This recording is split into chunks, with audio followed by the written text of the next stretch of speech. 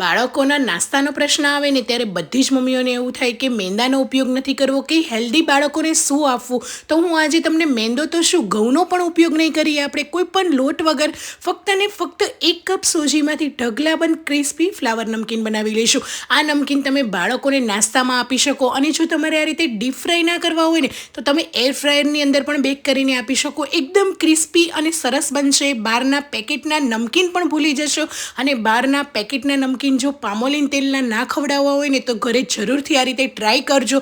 એકદમ હેલ્ધી પણ રહેશે અને ખાવામાં પણ ચટપટા લાગશે. તો એકદમ ક્રિસ્પી ફ્લાવર નમકીન બનાવવા માટે અહીંયા મેં 1 કપ ભરીને આ રીતે સોજી લીધો છે. જે આપણે ઉપમા બનાવીએ છીએ ને મોટો સોજી એ જ લીધો છે. જો તમારી પાસે ઝીણો સોજી હોય ને તો તમે એ પણ લઈ શકો છો. હવે એને આપણે મિક્સર જારમાં એડ કરી લઈશું અને પાવડર તૈયાર કરી દઈશું. હવે સોજી છે, એકલો સોજી આપણે પીસ્યો છે એટલે એકદમ ફાઇન પાવડર તૈયાર નહીં થાય. આ રીતે ક્યાંક સેજ દાણેદાર પાવડર તૈયાર થશે, પણ આપણે એવો જ રાખવાનો છે. તો એક બાઉલની અંદર લઈ લઈશું, એની અંદર નાખીશું સ્વાદ પ્રમાણે આપણે મીઠું એડ કરી લઈશું, અને 1 મોટી ચમચી જેટલું તેલ એડ કરીશું. તેલ આપણે મોણ માટે વધારે નથી નાખવાનું, બસ થોડુંક જ એડ કરવાનું છે, જેનાથી ફ્લાવર નમકીન છે ને એકદમ ખસ્તા અને ક્રિસ્પી થશે.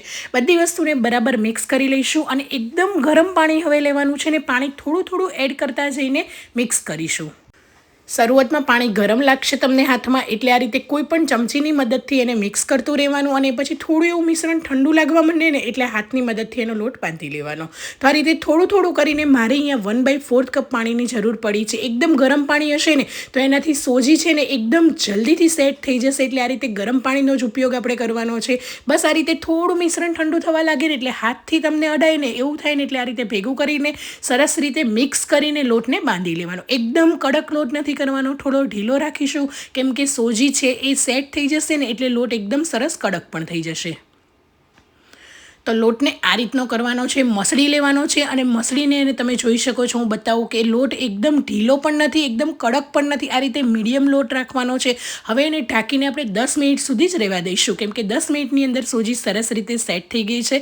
તો 10 મિનિટ પછી આપણે ચેક કરી લઈશું, તો લોટ એકદમ સરસ એવો કડક પણ થઈ ગયો છે. તો આ રીતનો લોટ થઈ જશે, તમે જોઈ શકો છો. એકદમ કઠણ લોટ પણ નથી કરવાનો, બસ નોર્મલ લોટ હશે ને એટલે એનાથી ખાવાની મજા આવશે. તો આ રીતનો લોટ થઈ જાય એટલે મસળીને હવે એને 2 ભાગમાં ડિવાઈડ કરી લઈશું.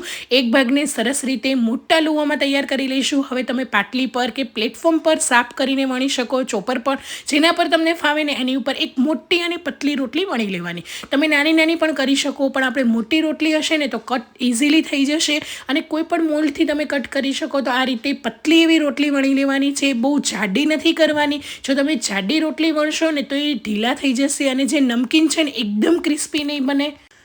તો આ રીતે પાટલી જેવડી સાઇઝની મેં મોટી અને પતલી રોટલી વણી લીધી છે. હું એની થિકનેસ તમને બતાવું છું. જુઓ કેટલી સરસ પતલી રોટલી વણાઈ ગઈ છે, એકદમ જાડી પણ નથી રહી. હવે ઘરમાં કોઈ પણ મોલ્ડ હોય તો એ લઈ લેવાનું. જો તમારી પાસે મોલ્ડ ના હોય ને તો તમે નાના એવા ગ્લાસની મદદથી કે કોઈ પણ ઘરમાં રહેલા ઢાંકણની મદદથી, કેચઅપનું ઢાંકણ હોય તો એ લઈ શકો, કોઈ પણ ઢાંકણ, મોલ્ડ કે કૂકી કટરની મદદથી શેપ આપી દેવાનો. તમને કે તમારા બાળકોને જે પણ શેપ પસંદ હોય ને એ શેપના બનાવી લેવાના.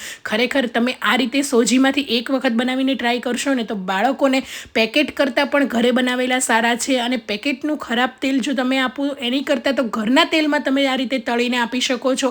બાળકો ખુશીથી ખાશે, અને તમે આને સ્ટોર પણ કરી શકો છો. જીપલોક બેગની અંદર પેક કરીને કે ડબ્બાની અંદર પેક કરીને ફ્રીઝરની અંદર 2 થી 3 દિવસ સુધી સ્ટોર કરી શકો છો. બાળકોને આ રીતે થોડા થોડા તળીને કે એર ફ્રાયરની અંદર બેક કરીને આપી શકો. તો ગરમા ગરમ તેલમાં તમે એડ કરશો એટલે બધા જ ફૂલીને દડા જેવા થઈ જશે અને ઉપર આવી જશે. એ પછી એને મિક્સ કરતા રહીને આ રીતે હલાવતા રહીશું, અને ગેસની ફ્લેમ હવે આપણે હાઈ કરી દેવાની છે. શરૂઆતમાં મીડિયમ રાખીશું, અને પછી હાઈ ગેસની ફ્લેમ પર ક્રિસ્પી કરી લઈશું. આવો ગોલ્ડન કલર આવે ને ત્યાં સુધી રહેવા દઈશું.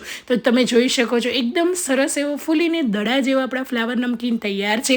તમે એમ સોલ્ટેડ પણ રાખી શકો છો, પણ હું એનો ચટપટો થોડો ફ્લેવર આવે ને એટલા માટે મેં અહીંયા 1 મોટી ચમચી પેરી પેરી મસાલો એડ કર્યો છે. આનાથી બાળકો જે પેકેટના ખાતા હોય ને નમકીન, એવો જ ટેસ્ટ આવશે. તો આની અંદર પેરી પેરીની જગ્યાએ ચીઝ મસાલા એડ કરી શકો. અને એ પણ ના હોય તો તમે થોડું એવું લાલ મરચું પાવડર અને સંચળ પાવડર પણ એડ કરી શકો. બરાબર મિક્સ કરી લઈશું અને તમે જોઈ શકો છો કેટલા ક્રિસ્પી અને મસ્ત મજાના આપણા ફ્લાવર નમકીન તૈયાર થઈ ગયા છે. તો જરૂરથી તમે પણ તમારા બાળકોને આપજો બનાવીને. બાળકો ખુશીથી ખાશે. નાસ્તાની અંદર બનાવજો. સાંજની નાની મોટી ભૂખ માટે તમે બનાવી શકો છો. અને આ ફ્લાવર નમકીન તમે ક્યાંય પણ ટ્રાવેલિંગમાં લઈ જવાના હોય ને તો પણ આવા ક્રિસ્પી અને એકદમ કડક જ રહેશે. તો કેવી લાગી આજની મારી રેસીપી કમેન્ટ કરવાનું ભૂલતા નહીં. જય શ્રી કૃષ્ણ.